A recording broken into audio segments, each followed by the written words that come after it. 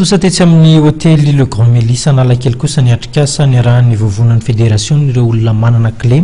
eto Madagasikara tahorina an'izany isy ny feikevitra ny vohitra ary dia ny rano rehetra midinika izany.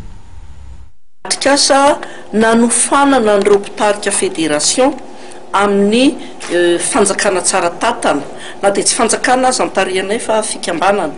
dia tafiditra ao anatin'izany zany a ny fahaiza manao ny mpitarika ny olana mety hitranga ao anaty fikambanana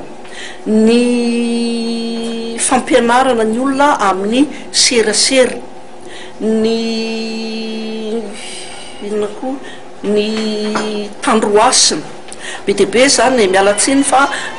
efa lasa le namanareo teo aloha daholo ny communiqué de presse nataonay ny antony nanaovanay azy zany dia mba anamafisana fahaiza manao nyreo tarika fédération ao anatin'ny plateforme misy fédération fito eto Madagasikara ho an'ny olona manana fahasimbanana amin'izao fotoana izao ao aloha zany hoe fahasimbanana ara-pahitana